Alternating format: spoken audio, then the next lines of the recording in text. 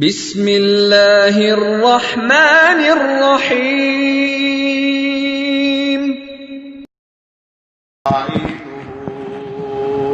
ونستغفره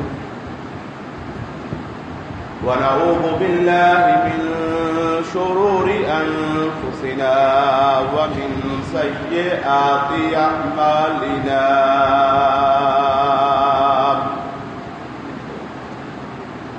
من يهده الله فلا مضل له ومن يضلله فلا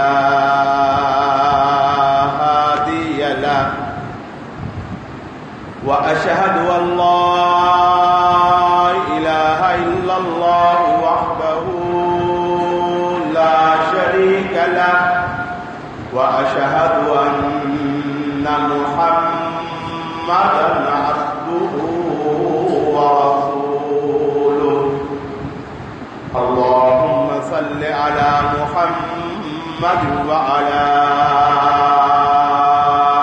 آل محمد كما صليت على إبراهيم وعلى آل إبراهيم إنك حميد مجيد. اللهم بارك على محمد وعلى آل محمد كما باركت على إبراهيم وعلى آل إبراهيم إنك حميد مجيد.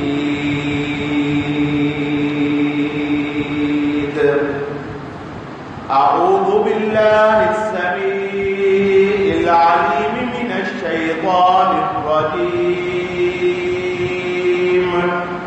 من حمده ونفخه ونفسه. يا أيها الذين آمنوا اتقوا الله حق تقاته ولا تموتن إلا وأنتم مسلمون. يا أيها الناس اتقوا ربكم الذي خلقكم من نفس واحدة وخلق منها زوجها وبص منهما رجالا كثيرا ونساء واتقوا الله الذي تساءلون به والأرحام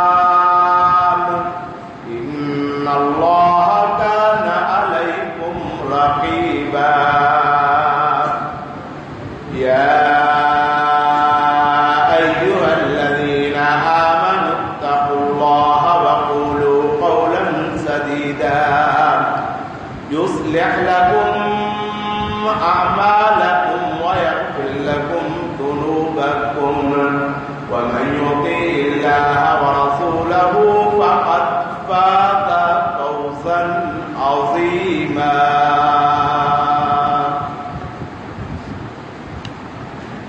أما بعد فإن خير الحديث كتاب الله وخير الهدي هدي محمد صلى الله عليه وسلم وشر الأمور محدثاتها وكل محدثة بدعة وكل بدعة ضلالة وكل ضلالة في النار. أعوذ بالله السميع العليم من الشيطان الرجيم من حمده ونفخه ونفسه. إنما جزاء الذين يحاربون الله ورسوله ويسعون في الأرض فسادا أن يقتلوا أو يصلبوا أو تقطع أيديهم وأرجلهم من خلاف أو ينفوا من الأرض ذلك لهم خزي في الدنيا ولهم في الآخرة عذاب عظیم۔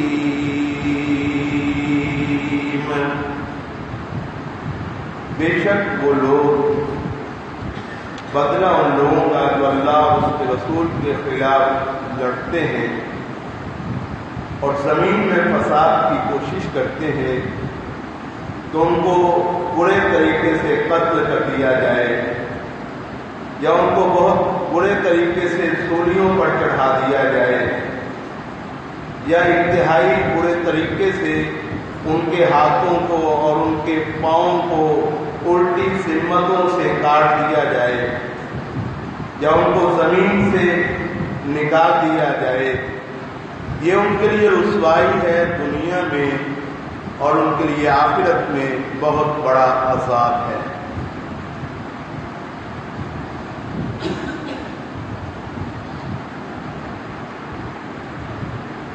کسی بھی معاشرے کے لیے کامیاب ہونے کی انتہائی ضروری چیز جو ہے وہ ہے امن و امان۔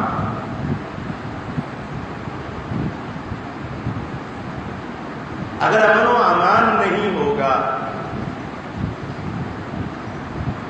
ملک، علاقے اور شہر میں رہنے والے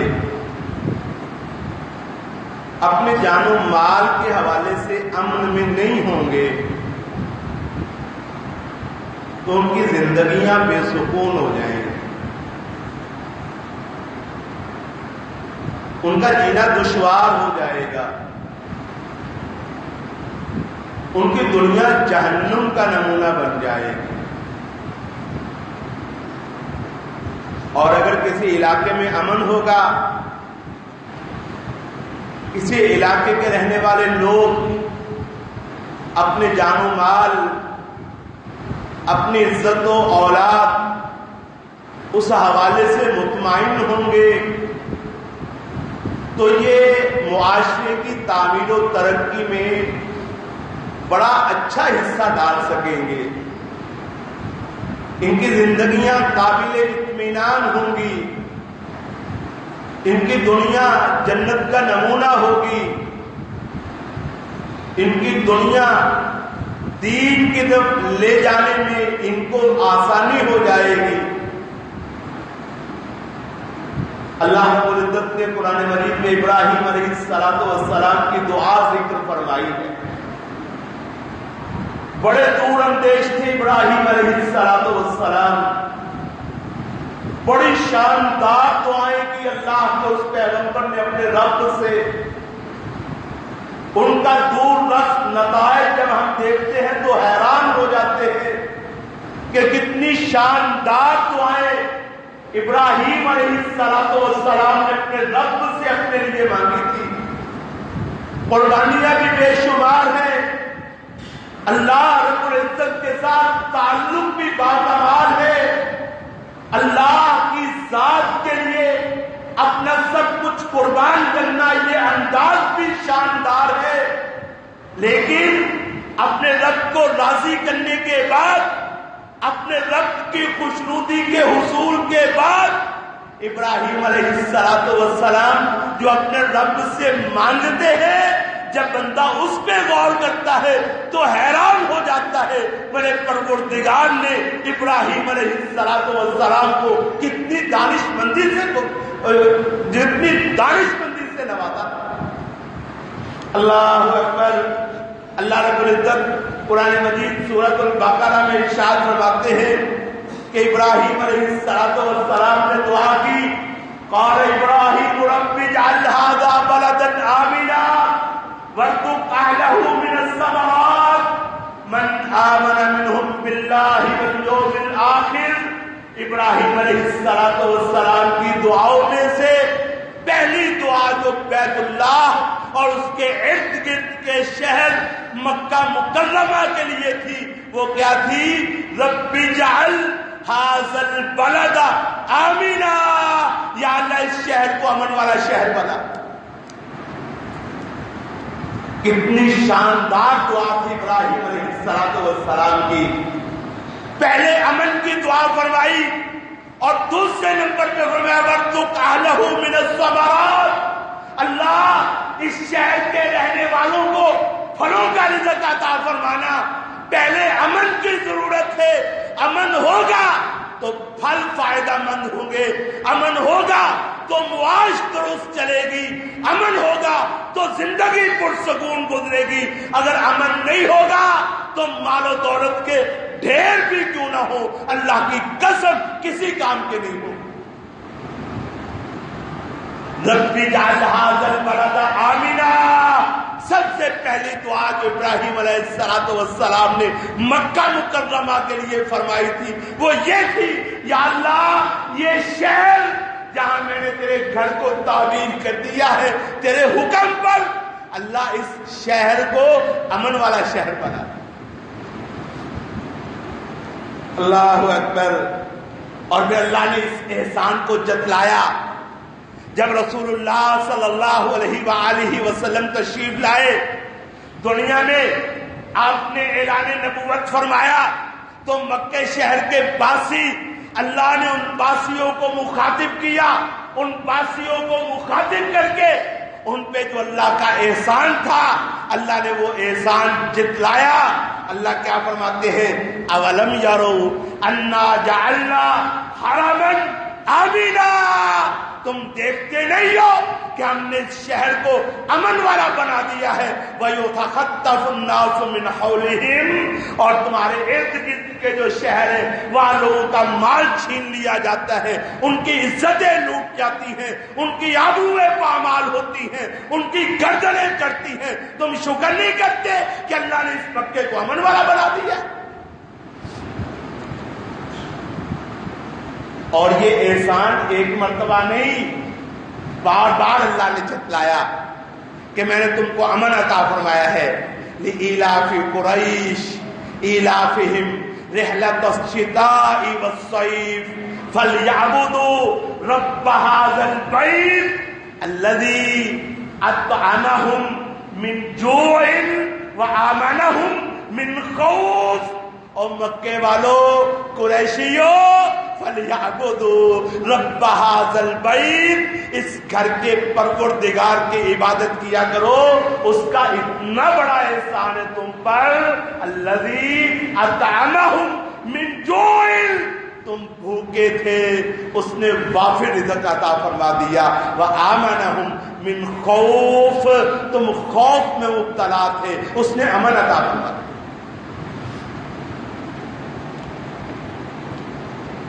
اور رسول کریم صلی اللہ علیہ وآلہ وسلم کی وہ حدیث بڑی شاندار حدیث ہے. امن کی اہمیت کا اندازہ اس حدیث سے ہوتا ہے. رسول اللہ نے 4 چیزوں کا تذکرہ ارشاد فرمایا. 4 چیزوں کا تذکرہ فرمایا. فرمایا من اصبح منکم معافا فی جسدہ آمنا فی سربہ عنده قوت یومہ. نبی کریم علیہ السلام ارشاد فرماتے ہیں من اصبح منکم معافا فی جسدہ, جو آدمی صبح کرے کہ اس کے بدن میں بیماری کوئی نہ ہو, آمینن فی سربہ, وہ اپنے خاندان میں, اپنے اہل و عیال میں, اپنے جسم و بدن میں امن کے ساتھ ہو. معافن فی جسدی, بدن میں بیماری کوئی نہیں. آمینن فی سربہ, اپنے گھر بچوں اولاد میں حالت امن میں ہے. عندہ قوت یومہ, اس دن جس دن وہ اٹھا ہے اللہ نے اس دن کا رزق اس کو دے دیا ہوا ہے. 3 چیزیں فرمائی رسول اللہ صلی اللہ علیہ وآلہ وسلم نے. معافن فی جسدی, بدن میں بیماری کوئی نہیں. آمنن فی سربی, خاندان گھر میں امن کی حالت میں ہے. عندہ قوت یومی, اس دن کا مال, اس دن کی روٹی, اس دن کی خوراک کائنات کے پروردگار نے دے رکھی ہے. اور میں فکأنما حیزت لہ دنیا, یہ تو ایسے ہے جیسے اللہ نے ساری دنیا اس کو دے دی. امن ہو تو یوں ہے جیسے ساری دنیا مل گئی, اور اگر امن نہیں ہے تو پھر یوں ہے جیسے ساری دنیا ہی تباہ ہو گئی. ایسے ہوتا ہے کہ نہیں ہوتا؟ اللہ اکبر. میں بڑا حیران ہوا. مجھے اللہ کے رسول صلی اللہ علیہ وآلہ وسلم کی ان احادیث کا اور قرآن مجید کی ان آیات کا مطلب بڑا سمجھ آیا جب کل مجھے پتا چلا کہ وہ خاتون جو لاہور میں جس کی عزت لٹی ہے، آبرو پامال ہوئی ہے، اللہ اکبر، جب اس تک لوگ پہنچے، پولیس والے پہنچے، تو وہ ہاتھ جوڑ جوڑ کے اپیلیں کر رہی تھی کہ اللہ کے لیے مجھے قتل کر دو، اب میرے لیے اس دنیا میں کچھ باقی نہیں. یہ ہے مطلب کہ سرور کونین صلی اللہ علیہ وآلہ وسلم نے ارشاد فرمایا من اصبح معافا فی جسدہ آمنا فی سربہ عنده قوت یومہ، کہ جو صبح سے اس حالت میں کرے کہ بدن میں بیماری کوئی نہیں، حالت امن میں ہے، اس دن کا کھانا خوراک اللہ نے دے رکھا ہے، فکأنما حیزت لہ دنیا، اس کو شکر کرنا چاہیے، اللہ نے ساری دنیا اس کے نام لگا دی. بڑے عزیز ساتھیوں، امن کی بڑی اہمیت ہے، اور خاص طور پر مسلم معاشرے میں امن و امان اللہ رب العزت اس کی بڑی ہی تاکید کرتے ہیں. حجۃ الوداع کا خطبہ ہے. محمد کریم صلی اللہ علیہ وآلہ وسلم حجۃ الوداع کے موقع پر دنیا بھر سے آئے ہوئے اپنے جانثار صحابہ کرام کو خطاب ارشاد فرما رہے. خطبہ حجۃ الوداع میں نبی کریم علیہ الصلوۃ والسلام نے پوچھا، اور میرے ساتھیو، ایو یوم ھذا، آج دن کون سا ہے؟ لوگ کہتے ہیں ہم نے سمجھا انہو سیسمیہ بغیر اسمہ، اللہ کے رسول صلی اللہ علیہ وسلم آج کے دن کا شاید کوئی اور نام بتائیں گے. کہتے ہم خاموش ہو گئے. ہم نے کہا اللہ ورسولہ عالم، اللہ اس کا رسول زیادہ جانتا، ہمیں تو پتہ نہیں. نبی کریم علیہ الصلوۃ والسلام نے ارشاد فرمایا کیا آج کا دن یوم عرفہ عزت و احترام والا دن نہیں ہے؟ صحابہ کہتے ہم نے کہا بلا یا رسول اللہ، کیوں نہیں اللہ کے رسول صلی اللہ علیہ وسلم، ذوالحج کا مہینہ حرمت والا، ذوالحج کے مہینے میں خاص دن یوم عرفہ عزت و احترام والا، حرمت والا. اور میں ایوب والا دن ھذا، کس شہر میں بیٹھے ہو، کس شہر میں آئے ہو؟ صحابہ کہتے ہیں ہم خاموش ہوئے. انہ سیسمیہ بغیر اسمہ، شاید زبان رسالت معاف سے اس شہر کا کوئی نیا نام بتایا جائے گا. اللہ کے رسول صلی اللہ علیہ وسلم نے ارشاد فرمایا کیا یہ شہر جہاں تم آئے بیٹھے ہو حرمت اور عزت والا شہر بلدۃ الحرام مکہ مکرمہ نہیں ہے؟ کہتے ہم نے کہا کیوں نہیں یا رسول اللہ، کیوں نہیں، ایسے ہی ہے. اور میں ایو بیت ھذا، یہ جو سامنے عزت و جلال والا گھر ہے یہ کون سا گھر ہے؟ کہتے ہم خاموش ہوئے. اور میں کیا یہ اللہ کا گھر بیت اللہ الحرام نہیں ہے؟ ہم نے کہا کیوں نہیں. پھر رسول کریم علیہ الصلوۃ والسلام نے ارشاد فرمایا سنو، ان اموالکم وَدِمَاءَكُمْ وَأَعْرَاضَكُمْ بَيْنَكُمْ حَرَامٌ كَحُرْمَةِ يَوْمِكُمْ هَذَا فِي بَلَدِكُمْ هَذَا فِي شَهْرِكُمْ هَذَا. سنو، میں محمد الرسول اللہ صلی اللہ علیہ وسلم اعلان کرتا ہوں فَإِنَّ دِمَاءَكُمْ، تمہارے خون، وَأَمْوَالَكُمْ، تمہارے مال، وَأَعْرَاضَكُمْ، تمہاری عزت آبروئیں، بینکم حرام، تمہارے ایک دوسرے کے ہاں اس طرح عزت کے لائق ہے کا حرمت یومکم ھذا، جیسے یوم عرفہ کی حرمت ہے، فی بلدکم ھذا، جیسے مکہ بلدۃ الحرام کی عزت ہے، فی شہرکم ھذا، جیسے ذوالحج کے مہینے کا احترام ہے، فی بلدکم ھذا، جیسے شہر کا احترام.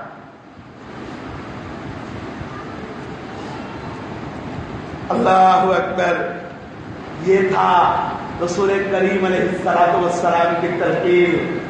اللہ کے رسول صلی اللہ علیہ وسلم نے بڑی وضاحت کے ساتھ یہ احکام ارشاد فرمائے، فرمایا المسلم من سلم المسلمون من لسانہ و یدہ، اور مسلمان تو ہوتا ہی وہ ہے جس کے ہاتھ سے بھی مسلمان محفوظ ہو، جس کی زبان سے بھی مسلمان محفوظ ہو، اور جس کا ہاتھ فساد کرنے والا ہو، جس کی زبان بھی فساد کرنے والی ہو، اس کی زبان بھی لڑائیاں ڈالے، اس کا ہاتھ بھی لڑائیاں کرے، عزتوں کا لٹیرا ہو، آبروؤں کا لٹیرا ہو، لوگوں کا قاتل ہو، خون کا پیاسا ہو، وہ کہے کہ جی میں نے کلمہ پڑھا ہے، میں مومن ہوں، میں مسلمان ہوں، فرماتے ہیں محمد الرسول اللہ کہ بکواس کرتا ہے، نہ مسلمان ہے، نہ مومن ہے، نہ کلمہ پڑھنے والا ہے۔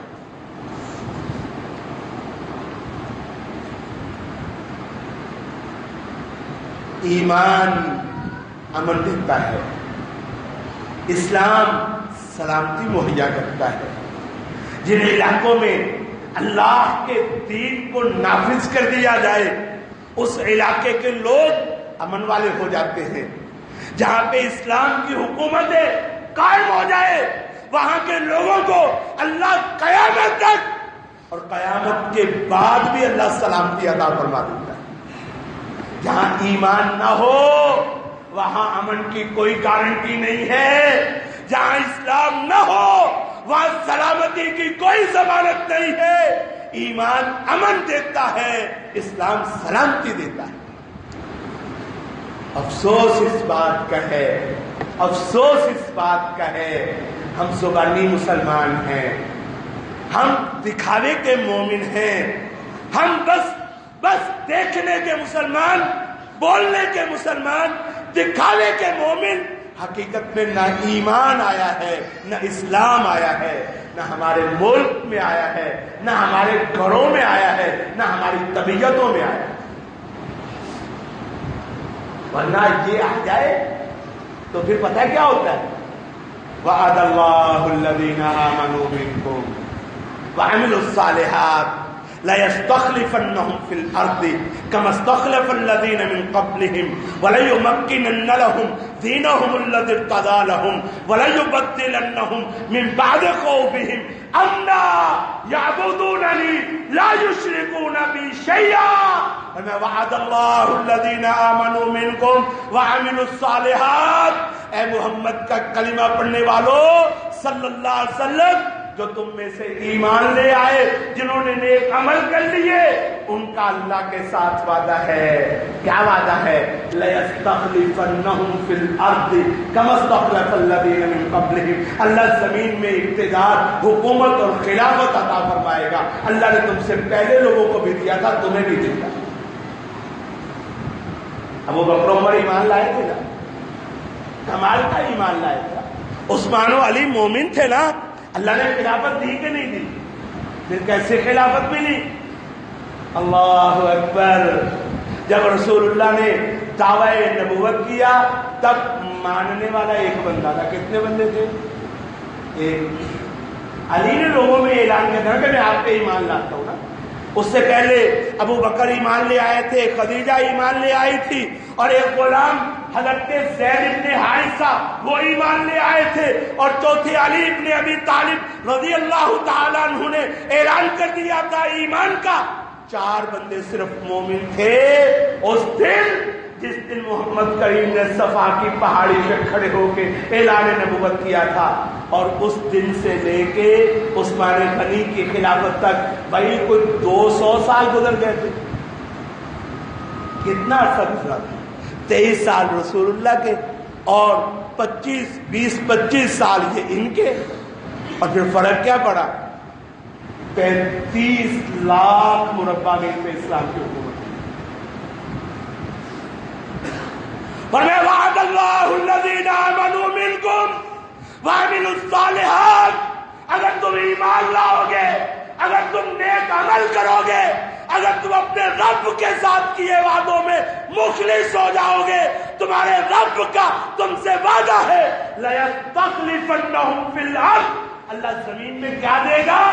خلافت عطا فرمائے گا، اقتدار، حکومت اور قیادت عطا فرمائے گا۔ وَلَيُمَكِّنَنَّ لَهُمْ دِينَهُمُ الَّذِي ارْتَضَىٰ لَهُمْ، اللہ نے جو دین تمہارے لیے پسند کیا ہے اس دین کو غلبہ عطا فرمائے۔ وَلَيُبَدِّلَنَّهُمْ مِن بَعْدِ خَوْفِهِمْ أَمْنًا، خوف کے بعد، ڈر کے بعد، پریشانی کے بعد اللہ زمین میں کیا عطا فرمائے گا؟ امن عطا فرمائے گا۔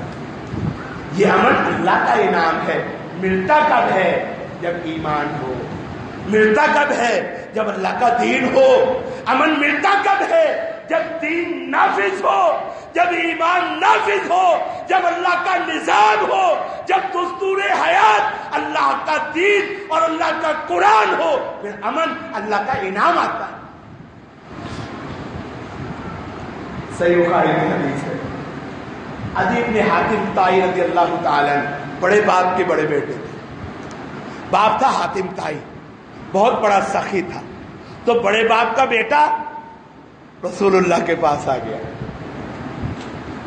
اب بڑے لوگوں کو ایک بیماری ہوتی ہے کہ وہ بات کرنے سے رہتے نہیں۔ غریب آدمی اس کے دل میں بات ہوگی تو کیا کر جاتا ہے؟ چپ کر جاتا ہے۔ بڑا بندہ وہ بولنے سے باز نہیں آتا۔ عدی کہتے میں رسول اللہ کے پاس آ گیا، میں نے کلمہ بڑا مسلمان ہو گیا، نبی کریم کے پاس بیٹھا ہوا تھا۔ اللہ اکبر، کہتے نبی کریم علیہ السلام کے پاس بیٹھا ہوا ہوں، ایک بندہ آیا، اس نے آ کے شکایت کی کہ اللہ کے رسول ڈاکے بڑے ہو گئے ہیں، چوریاں بڑی ہو گئی ہیں، امن و امان کی صورتحال بڑی نازک ہو گئی ہے۔ نبی کریم علیہ السلام نے مجھے ہاتھ لگایا، کہا عدی اگر اللہ تجھے لمبی زندگی دے گا تو دیکھے گا میرے اس دین کے نفاذ کے ساتھ، اس کلمے کے ساتھ، اس حدود کے ساتھ اگر تجھے اللہ زندگی دے تو دیکھے گا ایک عورت ہیرا سے چلے گی، بیت اللہ کے پاس آئے گی، طواف کرے گی، اور سوائے ایک اللہ کی ذات کے اس کو کسی کا ڈر نہیں۔ خان صاحب، یہ مدینہ کی ریاست آپ کہتے ہیں، یہاں تو لاہور سے گجرانوالہ کا سفر مشکل ہو گیا ہے نا ایک بیٹی کے لیے۔ رسول اللہ نے فرمایا عدی اگر اللہ نے تجھے لمبی زندگی دی تو دیکھے گا ہیرا سے ایک عورت چلے گی، مکے میں آئے گی، سوائے ایک اللہ کے اس کو کسی کا ڈر نہیں۔ آج کل جدید دور ہے، 1 منٹ میں پتہ چل جاتا ہے۔ صبح میں نے یہ حدیث پڑھی، میں نے جناب موبائل پہ وہ دیکھا، پھر سرچ کیا کہ ہیرا ہے کہاں پہ؟ ہیرا عراق میں ہے، نجف سے تقریباً 7 کلومیٹر ہے۔ جب مکے سے ہیرا کا فاصلہ میں نے دیکھا تو 1592 کلومیٹر ہے، 1592 کلومیٹر اس کے قریب فاصلہ ہے مکہ سے لے کے ہیرا کا۔ یوں سمجھو پنڈی سے آپ کا کراچی جتنا یہ فاصلہ ہے نا، اتنا فاصلہ تقریباً ہوتا ہے۔ اور میں عادی اگر اللہ نے تجھے زندگی تو دیکھے گا، بائی ایئر نئی ٹرینوں پر نہیں، شاندار ذرائع کے ساتھ نہیں، 50-50 لاکھ کی سیف گاڑیوں پر نہیں، ابھی تو دیکھے گا ہیرا سے ایک عورت چلے گی، مکہ میں آئے گی، 1500-1600 کلومیٹر کا فاصلہ طے کر کے اس پہ اونٹوں پہ، گھوڑوں پہ، پیدل، زیورات سے لدی ہوگی، اور اللہ کے سوا اس کو کسی کا ڈر نہیں۔ کہتے ہیں نیا نیا مسلمان ہوا تھا، دل جو ہے دل اس نے مجھے بولنے پہ مجبور کر دیا۔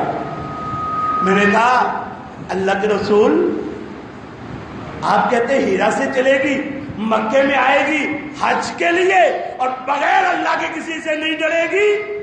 یہ جو طے قبیلہ کے ڈاکو ہیں جو بڑے مشہور ہیں کہ وہاں سے گزرنے ممکن نہیں ہے، یہ مر جائیں گے۔ دل میں خیال آیا، میں نے کہہ بھی دیا، لیکن زیادہ بات احتراماً میں نے نہیں کی، پھر دوسری بات کی، اور میں علی اگر اللہ نے تجھے زندہ رکھا اور تیری زندگی لمبی ہو گئی تو دیکھے گا کسرا اس وقت کی سپر پاور، کسرا کے خزانے مسلمان ان پہ قبضہ کریں گے، وہ مسلمانوں کے ہاں مفتوح ہوں گے، مسلمان ان کو چھینیں گے۔ میں نے کہا اللہ کے نبی کسریٰ ابن ہرمز، یہ کسریٰ جو اس وقت حکمران ہے، جو سپر پاور کا مالک ہے، یہ کسریٰ؟ میں ہاں یہ کسریٰ ابن ہرمز اگر ابھی تو زندہ رہا تو دیکھے گا اس کے خزانوں پہ محمد کا کلمہ پڑھنے والے قبضہ کریں۔ میں پھر احترام خاموش ہو گیا۔ تیسری بار رسول اللہ نے علی اگر اللہ نے تجھے زندہ رکھا تو دیکھے گا میری ریاست مدینہ کیسی ہوگی، اگر اللہ نے تجھے زندہ رکھا تو دیکھے گا ایک کلمہ پڑھنے والا اپنی پوٹلی میں اشرفیاں لے گا، اپنا مال لے گا اللہ کی راہ میں دینے کے لیے، صدقہ و خیرات کرنے کے لیے، زکوٰۃ بانٹنے کے لیے، پوری اسلامی ریاست کا دارالخلافہ وہ پھر لے گا کہ کوئی بندہ اس سے وہ مال خیرات اور صدقے کے طور پر وصول کر لے، لیکن پوری ریاست میں سے ایک مٹھی مال اس سے وصول کرنے والا کوئی نہیں۔ اگلی بات عدی کہتے ہیں، عدی کہتے ہیں، جب یہ حدیث سناتے نا عدی کہتے ہیں، کہتے ہاں اللہ کے رسول نے سچ فرمایا تھا، تب میں نے سوال کیے تھے پر میں نے دیکھا ہے رسول اللہ نے مجھے بتایا تھا، میں نے اپنی آنکھوں سے دیکھا، ہیرا سے ایک عورت چلی بیت اللہ کا طواف کرنے آئی، زیورات سے لدی ہوئی تھی، 1600 کلومیٹر کا سفر کر کے وہ آئی بھی چلی بھی گئی۔ بھائی 1600 آنے کا 1600 جانے کا کتنے کلومیٹر ہو گئے؟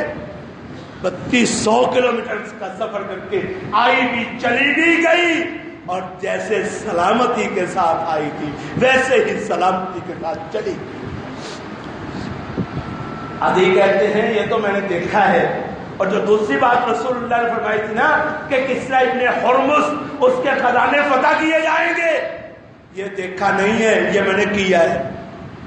کہتے کسریٰ ابن ہرمز کی فتح میں جو لشکر شامل تھا، سننے والوں میں عدی اس لشکر میں موجود تھا، میں نے اپنے ہاتھوں سے کسریٰ ابن ہرمز کے خزانوں پہ قبضہ کیا تھا اور اس کو حاصل کیا تھا، اللہ کے نام کی غنیمتیں میں نے حاصل کی۔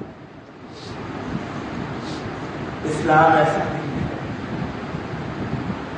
آتا فائدہ کب ہوتا ہے؟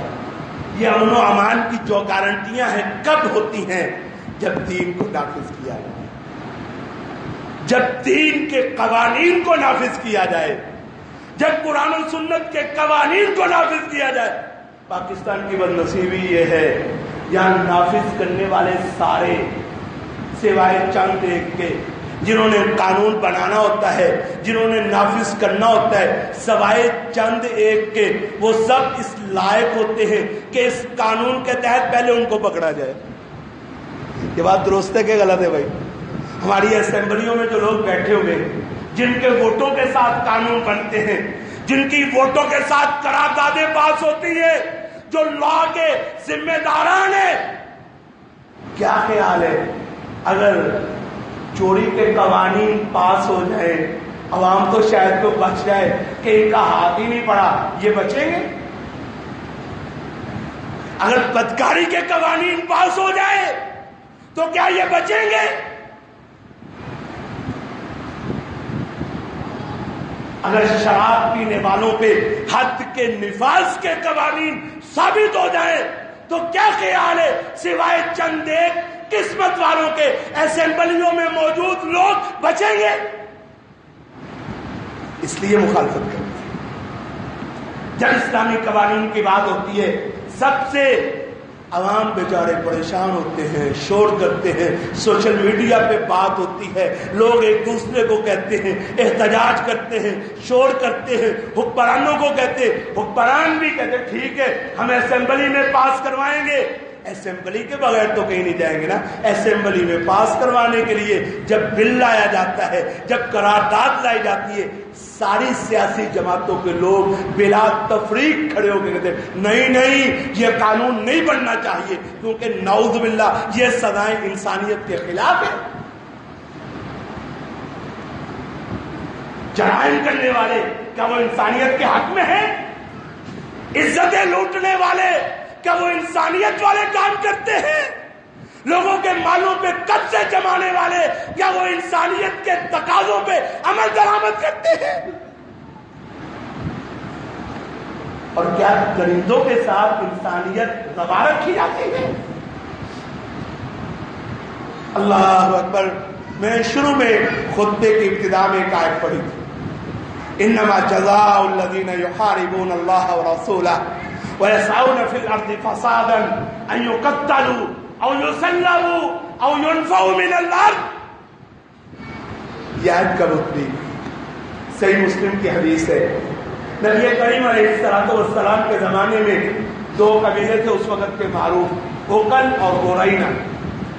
اورئینہ اور اوکل کے کچھ لوگ آئے نبی کریم علیہ السلام کے پاس. انہوں نے کلمہ پڑھا، مسلمان.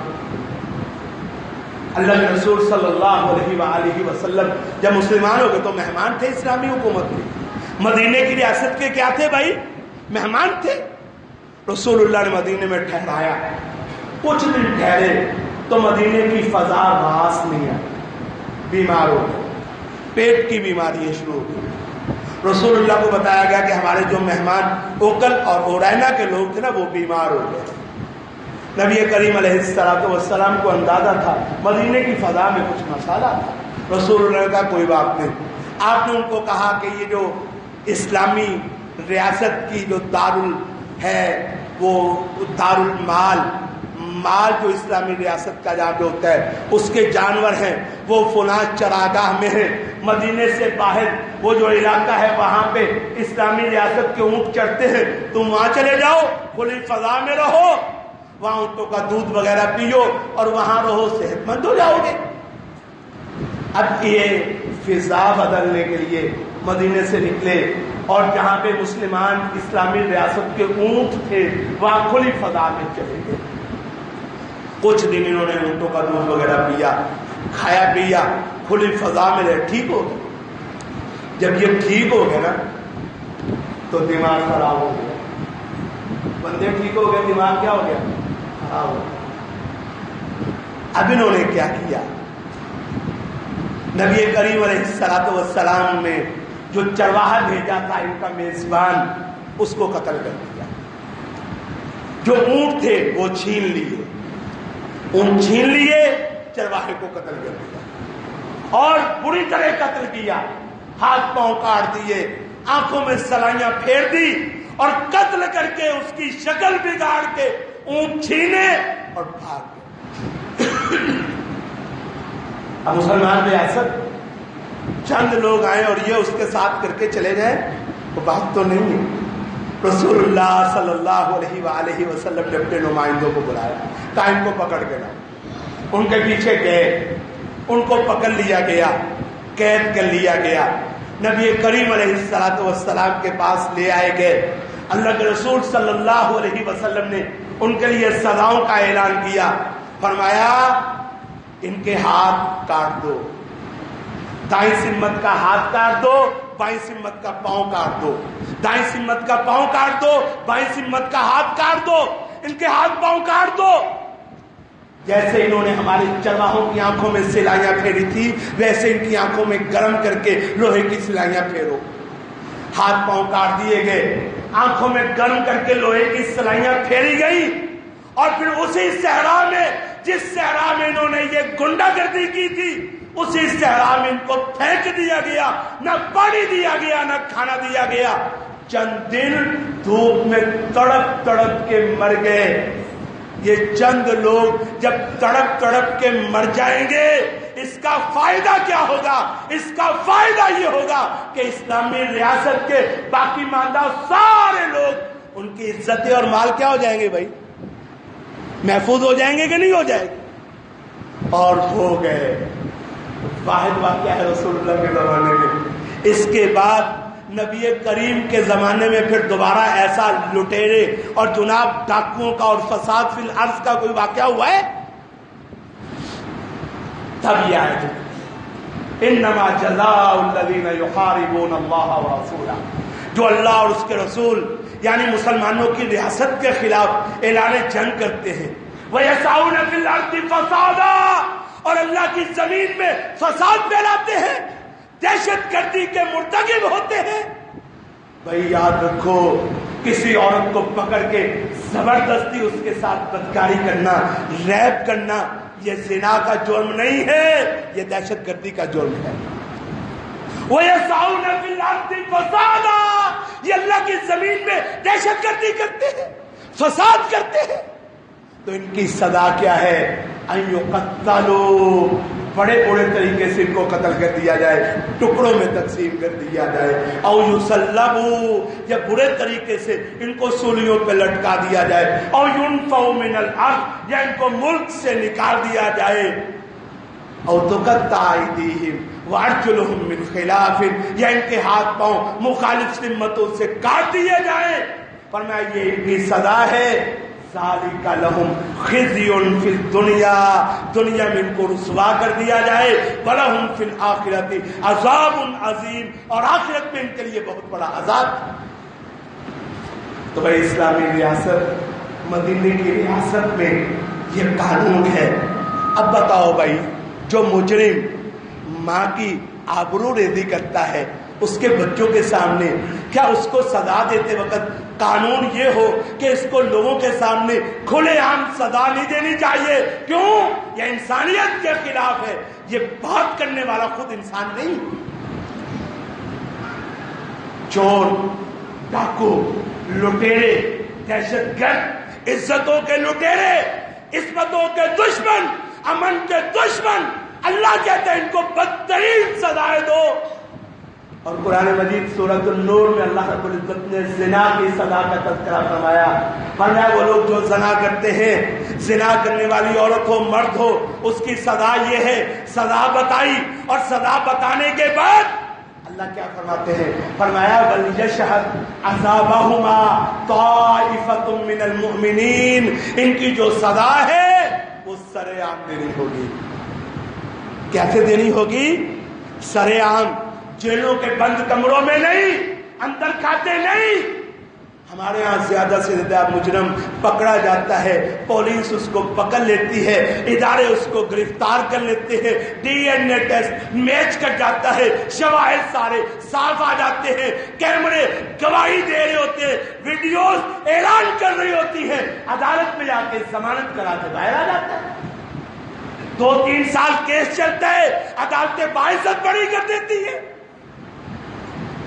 ہمیں ایسے نہیں چلے گا، ایسے امن قائم نہیں ہوگا، ایسے اللہ کا دین سربلند نہیں ہوگا، ایسے معاشرے کے لوگوں کی عزت مال اور جان محفوظ نہیں ہوگے۔ یا اللہ کیسے ہوں گے؟ ہمیں وَلْيَشْهَدْ عَذَابَهُمَا طَائِفَةٌ مِّنَ الْمُؤْمِنِينَ، مجرموں کو سزا ملے، ان کو دی جانے والی سزا لوگ دیکھیں، لوگ دیکھیں، مومنوں کی جماعت دیکھے، علی اعین الناس، لوگوں کے سامنے سر عام سزا دی جائے، لوگ دیکھیں۔ جب لوگ دیکھیں گے پھر وہ نشان عبرت بنے۔ یاد رکھیے، مسلم معاشرے میں رہنے والا فرد، اس کی 5 ضرورتیں ہوتی ہیں۔ سمجھنے والی بات، کتنی ضرورتیں ہوتی ہیں اس کی؟ بھائی 5۔ اللہ اکبر۔